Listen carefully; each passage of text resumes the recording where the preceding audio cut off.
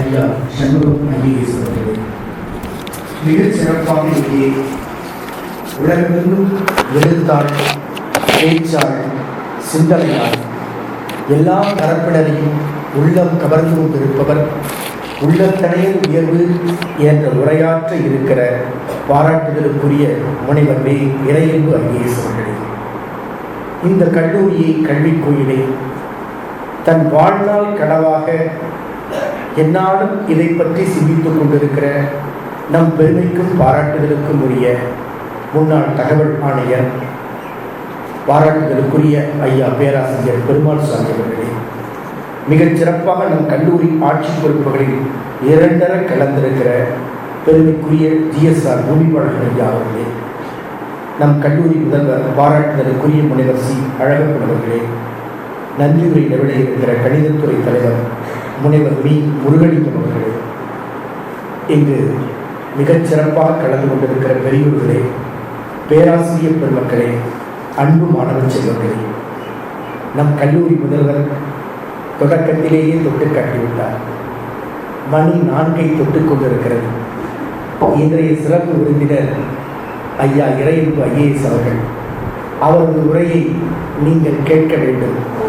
நீண்ட நேரம் அவரது உரை அமைய இருக்கிற காரணத்தால் அதிக நேரம் நான் பேச வேண்டாம் என்றுதான் அடுத்து இறையன்பு ஐஏஎஸ் அவர்கள் பேச இருக்கிறார் என்பதை நம் முதல்வர் தொட்டு காட்டியதை ஏற்றுக்கொண்டு சில வார்த்தைகள் மரபு கருதி, உணர்வு கருதி, உறவு கருதி உரையாற்றி விடைபெறுவதில் மகிழ்ச்சியும் மனதில் விழா தலைவர் அன்புக்குரிய ஐயா சண்முகம் ஐஏஎஸ் அவர்கள் இன்று நேற்றல்ல 1995 சிவகங்கை மாவட்டத்தின் ஆட்சி பொறுப்பை இவர்கள் ஏற்ற நாளில் சில நாட்களில் குன்றக்குடிக்கு வந்தபோது, குன்றக்குடி திருமணத்திற்கு எதிரே மருதாபுரி என்ற தெப்பக்குளத்தை தூர்வாருகிற பணியில் நாம் ஈடுபட்டோம்.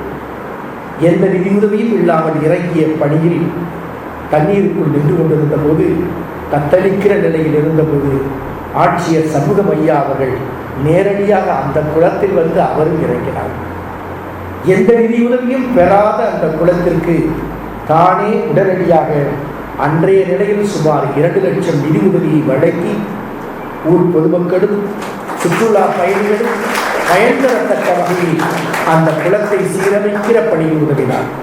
இது மாத்திரமல்ல, மக்கள் நலப்பணிகள் எதுவானாலும் அவர்கள் எப்போது எந்த பொறுப்பில் இருந்தாலும் அந்த மக்கள் நலப்பணியை ஜாதி மத என அடையாளங்களை தாண்டி எல்லோருக்கும் செய்வதில் முன் நிற்பவராக முதலாளராக விளங்கிக் கொண்டிருக்கிறார். அந்த நிலையில்தான் அதனுடைய தொடர்ச்சியாக நம் அன்புக்குரிய இறையன்பு ஐயா அவர்கள் நம்முடைய சிவகங்கை மாவட்டத்தில் திருப்பத்தூர் நகரத்தில் பொதுமக்கள் பயன்தரத்தக்க வகையில் வரக்கூடிய ஒரு குளம் ஒன்று இருக்கிறது. அந்த குளத்தை முழுமையாக சீரமைப்பதற்கு தேவையான அரசு உதவியை பெற அவர்கள் முழுமையாக உதவினார்கள். அதன் நிதி வாயிலை திறப்பதற்கு ஐயா சண்முகம் அவர்களிடம் கேட்ட மாத்திரத்திலேயே உடனடியாக அந்த உதவியை வழங்கினார்கள். இன்று அது பல்லாயிரக்கணக்கான மக்களுக்கு பயன் தரத்தக்க வகையில் அந்த திருக்குளம் காட்சி கொண்டிருக்கிறது. இப்படி எண்ணற்ற மக்கள் நலப்பணிகளை எந்தவித எதிர்பார்ப்பின்றி செய்யக்கூடிய மகத்தான மனிதர்கள்தான் இன்று இந்த அரங்கத்தில் சிறப்பு விருந்தினர்களாக வந்திருக்கிறார்கள். கற்றாரை கற்றாரே காமுறுவர் என்பதை போல பிறருக்கு நல்லது செய்ய வேண்டும், பிறருக்கு ஏதேனும் ஒரு வகையில் உதவ வேண்டும் என்ற மகத்தான நோக்கம் உடையவர்கள். ஆன்மீகத்திலும் பொதுநல வாழ்விலும் எல்லா வகையிலும் முன்னிற்கிற இவர்கள் இந்திய ஆட்சி பணியாளர்கள் என்பதற்காக மட்டுமல்ல, அதையும் தாண்டி மனிதத்தை கட்டி காக்கிறவர்கள், மனித நேயத்தை வளர்க்கிறவர்கள் என்ற அடிப்படையில் தான் இன்று நம்முடைய கல்லூரி அரங்கத்திற்கு அவர்கள் சிறப்பு செய்து கொண்டிருக்கிறார்கள். ஒரு அற்புதமான தலைப்பு நம்முடைய இறையன்பு ஐயா அவர்களுக்கு மேடையில் தான் வழங்கப்பட்டிருக்கிறது. தமிழ்நாட்டில் மேடையில் ஒருவருக்கு தலைப்பு தரப்படும் என்று சொல்வார்கள். யாருக்கென்றால் உலகத்தையெல்லாம் பேச்சில் கட்டி போட்டவர். இவர் பேச வேண்டும் பேச வேண்டும் என்று உலகமே எதிர்பார்த்து காத்திருக்கும் பேரறிஞர் அண்ணா என்ற மகத்தான மாமனிதர். அவருக்கு மேடையில் தான் தலைப்பு தரப்படும். தரப்பட்ட தலைப்பில் மணிக்கணக்கில் ஆங்கிலத்திலும் தமிழிலும் உரையாற்றுகிற வல்லமை உடையவர். அப்படித்தான் இன்றைக்கு இந்த அரங்கத்தில் மேடையில் தான் இறையன்பு அவர்கள் இந்த தலைப்பை தெரிந்து கொண்டிருக்கிறார். இப்போது அவர் உரை உங்களுக்கு கிடைக்க இருக்கிறது. எது வாழ்க்கை? பலரும் வாழ்க்கை என்பது நாம் ஒரு வீட்டுக்குள் இருக்கிற முகவரியின் அடையாளம் என்று நம்பிக்கொண்டிருக்கிறோம். வாக்குச்சீட்டில் நம் பெயர் இருந்தால் அதுதான் நாம் வாழ்வதின் அடையாளம் என்று நம்பிக்கொண்டிருக்கிறோம். உணவு பங்கீட்டு அட்டை என்று நமக்கு ஒன்று இருந்தால் நாம் வாழ்ந்து கொண்டிருக்கிறோம் என்று நம்பிக்கொண்டிருக்கிறோம். இன்னும் வளர்ந்து வளர்ந்து ஸ்மார்ட் கார்டு கிடைத்துவிட்டால் நாம் தான் வாழ்ந்து கொண்டிருக்கிறோம் என்று நினைத்துக் கொண்டிருக்கிறோம். இவையெல்லாம் நாம் வாழ்வதற்குரிய அடையாளங்கள் ஆகிவிடுமா? ஒரு வீட்டில் குடியிருப்பதும் தெருவில் நடப்பதும் காற்றை நீரை அசுத்தப்படுத்துவதும் மட்டும் நாம் வாழ்ந்துவிட்டோம் என்று சென்றிருக்கிற முகவரிக்கு அடையாளமா? ஆங்கிலத்தில் கேட்பார்கள், சர்வை, எக்ஸிஸ்டன்ஸ், லிவ் என்று சொல்வார்கள். எப்படி எப்பா இருக்கிறாய்? ஏதோ இருக்கிறேன் என்பார்கள். எப்படி எப்பா இருக்கிறாய்? ஏதோ பிழைக்கிறேன் என்பார்கள். பிழைக்கிறேன், இருக்கிறேன் என்பது மட்டும் வாழ்வு ஆகிவிடாது. யார் நான் வாழ்கிறேன் என்று நெஞ்சை நிமிர்த்தி சொல்கிறார்களோ அவர்கள்தான் வாழ்கின்றவர்கள் பட்டியலில் இடம்பெறுகிறார்கள். இறைப்பைக்கும் இதய துடிப்பிற்கும் மட்டும் வேலை தருவது வேலையாகிவிடாது. இறைப்பையை தாண்டி நம் இதயம் இயங்குகிறதே, அது பிறருக்கு பயன் தரத்தக்கதாய் அமைய வேண்டும். அந்த இதயத்தின் துடிப்பு, உயிர் துடிப்பு பிறர் நலத்தை சிந்திப்பதாய் அமைய வேண்டும். அந்த நிலையில்தான் உள்ளத்தனையது உயர்வு என்று வாழ்க்கைக்கு வழிகாட்டுவதற்கான அற்புதமான விளக்க உரையை தர இருக்கிறார்கள்.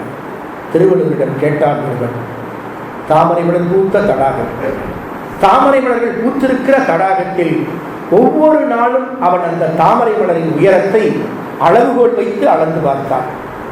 ஒரு நாள் அவனுக்கு அந்த தாமரை மலரின் உயரம் 4 அடியாக இருந்தது. இன்னொரு நாள் 5 அடியாக இருந்தது. இன்னொரு நாள் 6 அடி உயரமாக இருந்தது. இன்னொரு நாள் 3 அடி உயரமாக இருந்தது. திருவள்ளுவரிடம் கேட்டான், தண்ணீரில் மிதக்கிற தாமரையின் உயரம் ஒவ்வொரு நாளும் ஒவ்வொரு உயரத்தை காட்டுகிறதே, தண்ணீரில் மிதக்கும் தாமரைக்கு எது சரியான உயரம் என்று திருவள்ளுவரிடம் கேட்டான். திருவள்ளுவர் சிரித்துக் கொண்டே சொன்னார், தண்ணீரில் இருக்கிற தாமரைக்கு தனி உயரம் ஏதப்பா, தண்ணீரின் உயரம் தானப்பா தாமரையின் உயரம் என்றார். அப்படித்தான் ஒரு மனிதனின் உயரம் என்ன? உடலால் நாம் இருக்கிற 6 அடி அல்ல, 5.5 அடி அல்ல. நம் உருவத்தின் உயரம் உடலின் உயரம் அல்ல, நம் எண்ணத்தின் உயரம்தான் நம் வாழ்க்கையின் உயரம். அதைத்தான் நம்முடைய பெரியோர்கள் சொன்னார். அந்த நிலைப்பாட்டை தான் இன்றைக்கு பல்வேறு சிந்தனைகளாக இன்று நம்முடைய இறையன்பர்கள் வழங்க இருக்கிறார்கள். அருமையாக ஐயா சண்முகம் அவர்கள் ஒரு அற்புதமான ஆழமான உரையை, சிந்தனை உரையை வழங்கினார்கள். இன்றைக்கு உலகத்திற்கு தேவையான, இன்று உலகம் எதை எண்ணி தவித்துக் கொண்டிருக்கிறது? நிறைய ஊதியம் ஈட்டுகிறவர்கள் குடும்ப வாழ்க்கையில் மகிழ்ச்சியாக இருக்கிறார்களா? வீட்டில் பொருள் இருக்கிறது, அவர்கள் வாழ்கிற வாழ்க்கையில் பொருள் இருக்கிறதா? இந்த கேள்விதான் இன்றைக்கு பலருக்கும் கேட்கப்படுகிறது. கணவனும் மனைவியும் எப்படி வாழ்கிறார்கள் என்றெல்லாம் நீதிமன்றங்கள் விவாகரத்து வழக்கு மன்றங்களாக மாறிக்கொண்டிருக்கிற போது குடும்ப வாழ்க்கையின் அமைதி எங்கே போயிற்று? அன்பு எங்கே போயிற்று? கணவனும் மனைவியும் வாழ வேண்டிய வாழ்க்கையின் அடித்தளம் எப்படி தீர்மானிக்கப்படுகிறது? பொருளால் தீர்மானிக்கப்படுகிற வாழ்க்கை பொருளற்றதாக போய்விடுகிறது. ஒரு வீட்டு வாசலுக்கு ஒரு பிச்சைக்காரன் வந்தான். அம்மா, தாயே, பிச்சை போடு என்றான். அந்த வீட்டு தாய் அந்த பிச்சைக்காரனுக்கு உணவை தந்தார். உணவை பெற்றுக்கொண்டு பிச்சைக்காரன் எதிரே இருக்கிற மரத்தடியில் அமர்ந்து சாப்பிட்டான். திண்ணையில் சாய்வு நாற்காலியில் அந்த அம்மையாரின் கணவன் செய்தித்தாள் வாசித்துக் கொண்டு ஓய்வாக சாய்வாக சாய்ந்து கொண்டிருந்தார். பிச்சைக்காரன் உணவை சாப்பிட்ட அடுத்த நிமிடமே மீண்டும் வீட்டு வாசலுக்கு வந்தார். அம்மா, தாயே என்றாள். அந்த வீட்டு அம்மா வெளியே கோபமாக வந்தார். இப்போதுதானே உனக்கு பிச்சை போட்டேன், அதற்குள் ஏன் திரும்ப வந்து விட்டாய் என்று கோபமாக கேட்டார். பிச்சைக்காரன் சொன்னார், இப்போது நான் பிச்சை வாங்க வரவில்லை அம்மா, பிறகு எதற்கு வந்தாய்? இதெல்லாம் ஒரு சாப்பாடா? இதை மனுஷன் சாப்பிட முடியுமான்னு சொல்லிட்டு போக வந்தேன். அந்த அம்மாவுக்கு வந்தது கோபம். சாய்வு நாற்காலியில் செய்தித்தாள் வாசித்துக் கொண்டிருந்த கணவனை காட்டி, என் கணவன் நான் சமைத்து போடுவதை 30 வருடமாக எதுவும் பேசாமல் சாப்பிடுகிறான், இன்று பிச்சை எடுத்துவிட்டு என் சாப்பாட்டை குறை சொல்கிறாயா? அந்த அம்மையார் கொதித்து விழுந்தார். பிச்சைக்காரன் திரும்ப சொன்னார், அவர் தானம்மா சொன்னார், நான் தான் சொல்ல முடியவில்லை, நீயாவது சொல்லிக் கொடுப்போம் என்று எனக்கு 10 ரூபாய் கொடுத்து சொல்ல சொன்னார். இப்படித்தான் குடும்ப வாழ்க்கை நகர்ந்து கொண்டிருக்கிறது. இப்படியும் ஒரு குடும்ப வாழ்க்கை. எதற்கெடுத்தாலும் தேடி தேடி சண்டை போடுகிற கணவன். ஒரு நாள் கணவனுக்காக ஆசையாக மனைவி தோசை சுட்டு வைத்தார். உட்கார்ந்தவன் தட்டை பார்த்தார். தோசை தானா இன்றைக்கு? இட்லி சுடவில்லையா, இட்லி அவிக்கவில்லையா என்றான். சரி, மறுநாள் கணவன் இட்லி மீது ஆசைப்படுகிறான் என்று மறுநாள் இட்லியை சுட்டு அவித்து வைத்தாள் மனைவி. மறுநாள் பார்த்தான், இன்று தோசை சுடவில்லையா என்று கேட்டார். சரி, 3ஆம் நாள் கணவனுக்காக மனைவி இட்லி தோசை இரண்டையுமே சுட்டு வைத்தாள். இட்லியை அவித்து வைத்தால், தோசையை சுட்டு வைத்தாள். கணவன் வந்து பார்த்தான், இரண்டையும் பார்த்துவிட்டு மனைவியை பார்த்தான். என்ன சண்டை போடலாம் என்று யோசித்தவன் அடுத்த நிமிடத்திலேயே சொன்னான், ஏன் இட்லி மாவில் தோசையை சுட்டாய், தோசை மாவில் இட்லியை அவித்தாய் என்றான். சண்டை விவாகரத்து வரை போய்விட்டது. இப்படி வாழ்க்கை நகர்ந்து கொண்டிருக்கிற போதுதான் உள்ளம் நொறுங்கி போகிற வாழ்க்கையில் உள்ளத்தை உயர்த்துவதற்கு என்ன வழி, உள்ளத்தை நாளும் நாளும் உயர்த்தி வாழ்வதற்கான வழிமுறையைத்தான் இன்றைக்கு சிந்திக்க வேண்டிய தருணத்தில் இறைவர்கள் அற்புதமான சிந்தனையை வழங்கி இருக்கிறார்கள். உலக வரலாற்றில் எத்தனையோ மகத்தான மனிதர்கள் தோல்வியின் முகத்தையே வாழ்நாள் முழுவதும் கண்டவர்கள். வெற்றி என்பதை வாழ்வில் ஒரு நொடியில் கூட கண்டிராதவர்கள். வெற்றியை காணாதவர்கள் வாழ்க்கையில் தோற்று போய்விட்டார்கள் என்று அர்த்தமல்ல. பலரின் தோல்வியே வாழ்க்கையின் வெற்றியாய், வாழ்வே வெற்றியாக முடித்துக் கொண்டவர்கள். ஒரு மனிதன் தன் வாழ்க்கையை தோல்வியின் பயணத்தில் தொடங்குகிறார்.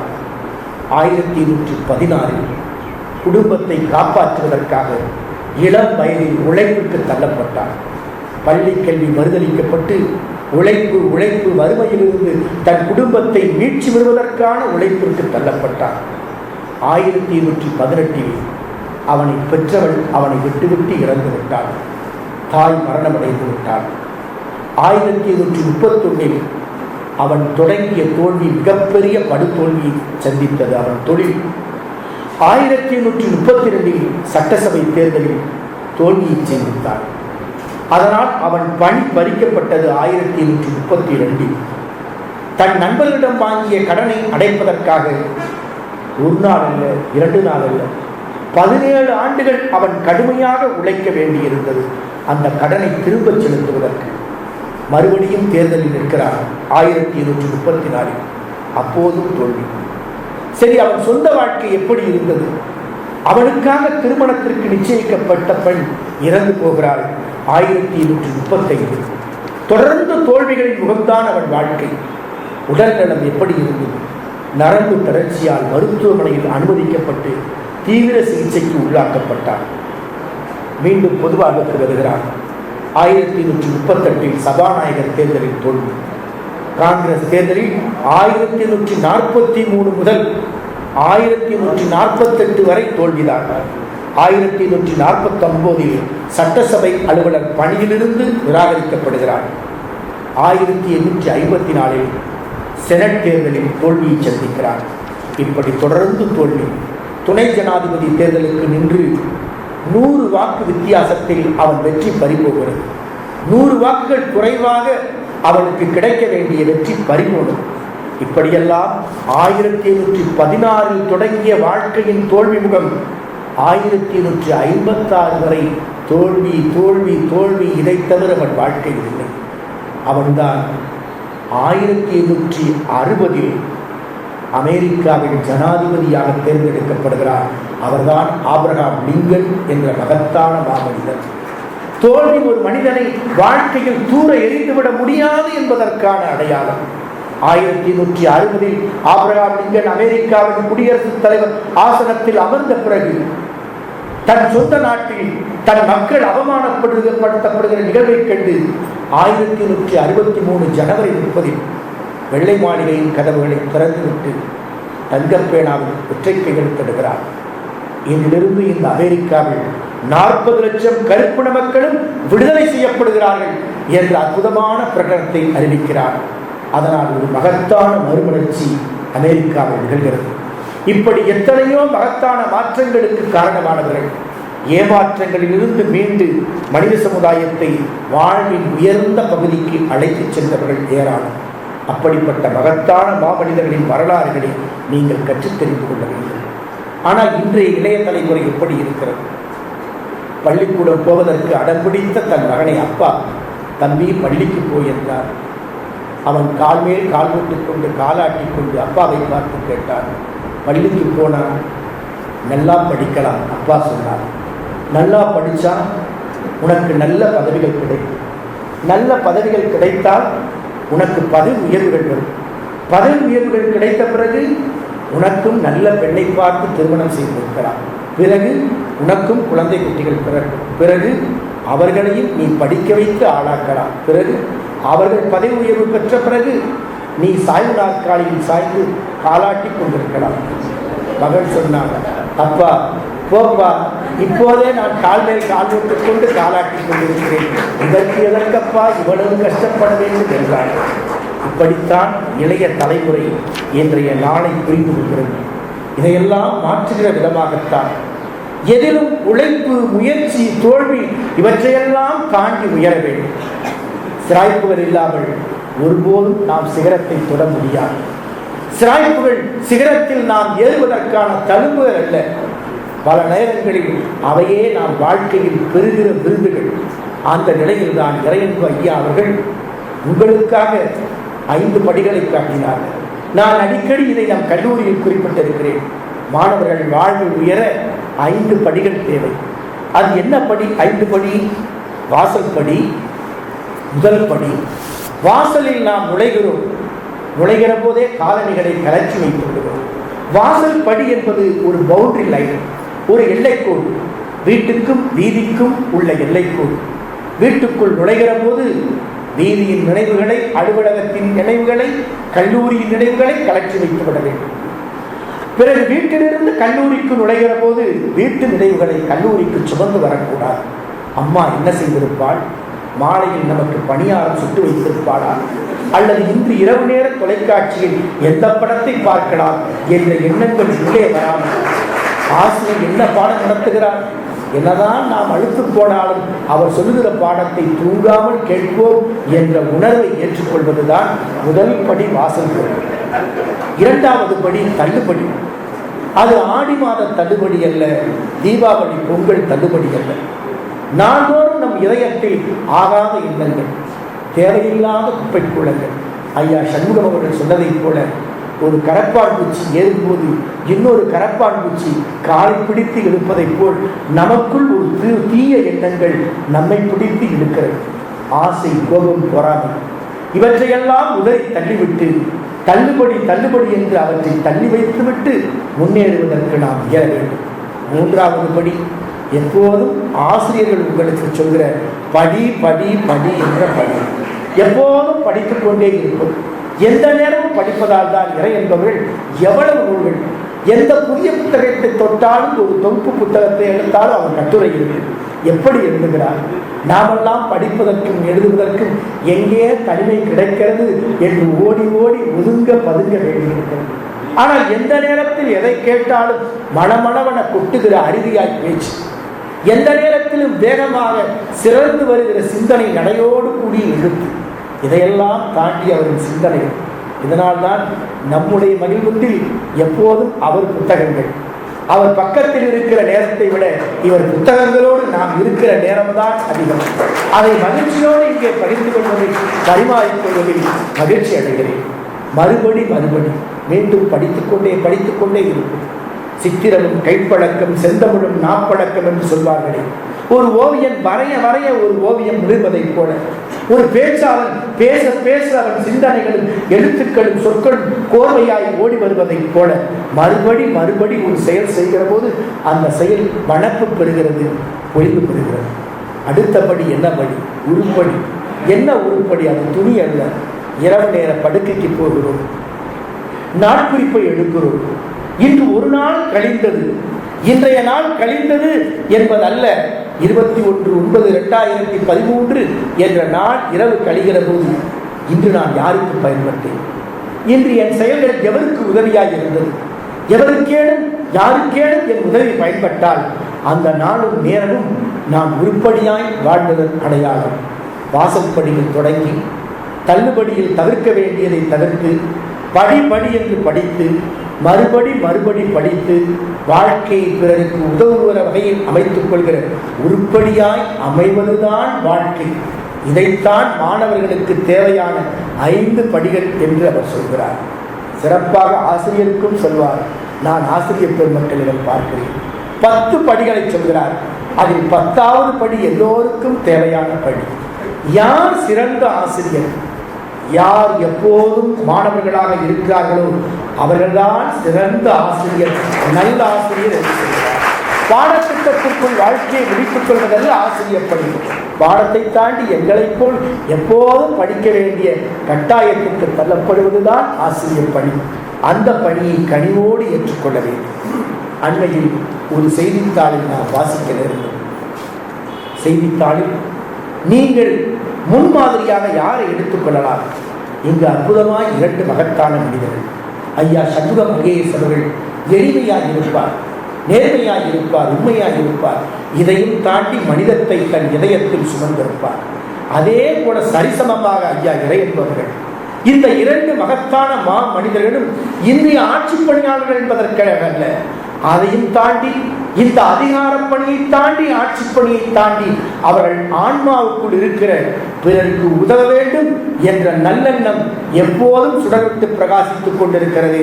அந்த நல்ல எண்ணம் தான் நீங்கள் கடைபிடிக்க வேண்டிய முன்மாதிரி. அண்மையில் செய்தித்தாளில் நம்முடைய சிவகங்கை மாவட்டத்தில் கொட்டாம்பட்டி என்ற கிராமத்திற்கு அருகே வாழக்காடு என்ற வாழக்குடி என்ற கிராமத்தில் கல்லுடைக்கும் தொழிலாளியின் மகள், அப்பா பெயர் இடம்பன், அவன் பெயர் பாண்டியன். பாண்டியன் என்ற அந்த சிறுவனுக்கு குடிசையில் குனிந்து போவதற்கு கூட வழி இல்லை. அப்பா கல்லுடைக்கும் தொழிலைத்தான் பள்ளிக்கூட நேரம் தவிர மற்ற நேரங்களில் செய்கிறவன். அவன் பள்ளி இறுதித் தேர்வில் பெற்ற மதிப்பெண்கள் 500க்கு 486. மேல்நிலை தேர்வில் அவன் பெற்ற மதிப்பெண்கள் 1200க்கு 1158. அவன் பெற்ற கட்டாப் மார்க்கள் 197.5. தேனி அரசு மருத்துவக் கல்லூரியில் மருத்துவ படிப்பிற்கு இடம் கிடைத்த அவன் ஒரு ஓரை குடிசையிலே குனிந்து கூட போக முடியாத குடிசைகளை படித்தவன். வாழ்க்கையில் தடைக்கற்களை படிக்கட்டுகளாக மாற்றிவிட முடியும் என்பதற்கான அடையாளம் கல்லுடைக்கும் தொழிலாளி உடற்படின் மகள் பாண்டியன். இப்படி எத்தனையோ பாண்டியன்கள். அப்படிப்பட்டவர்களை நீங்கள் செய்தித்தாள்கள் அடையாளம் காட்டி சொல்கிற போது மட்டும் கவனம் கொள்ளாமல் எந்த நேரத்திலும் அப்படிப்பட்ட அடித்தட்டு மனிதர்கள் நமக்கு போதனைகளாக போதித்துக் கொண்டிருக்கிறார்கள். அவர்களை உங்கள் வாழ்க்கை பாடமாக எடுத்துக்கொள்ள வேண்டும். அதுதான் உள்ளத்தனையது உயர்வு என்பதற்கு வழிகாட்டும். அப்படி உள்ளத்தனையது நீங்கள் உயர்வதற்கு வழிகாட்ட இறைவனுக்கு அவர்களுக்கு வழிவிட்டு விடைபெறுகிறேன். நன்றி, வணக்கம்.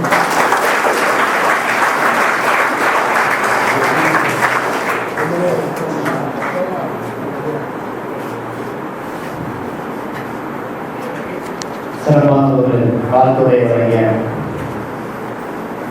கல்லூரி செயலர் திருமகா சஜிதானந்த் அவர்களுக்கு உங்கள் சார்பாக நன்றியை தெரிவித்துக் கொள்கிறேன். அடுத்தபடியாக நீங்கள் அவங்களோடு எதிர்பார்த்துள்ள ஆக்ஷன் ஹீரோ இறையன் வருகிறார்கள். மைக்கு தேவையில்லை, மணிக்கணக்கில் பேசக்கூடியவர்.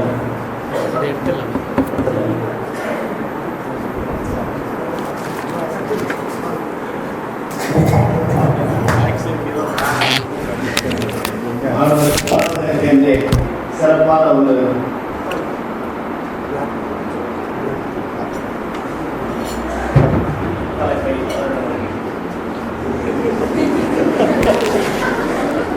ரொம்ப பில்டப் கொடுத்தாங்கன்னா அந்த படம் ஃப்ளாப் ஆகிற மாதிரி கிரியேஷன் ஃப்ளாப் ஆகிடும். அண்ணா அவரங்க சிங்கரங்கண்ணா சபரி சாமிக்கலாம் கூப்பிடலாம். இந்த விழுந்துருச்சு இந்த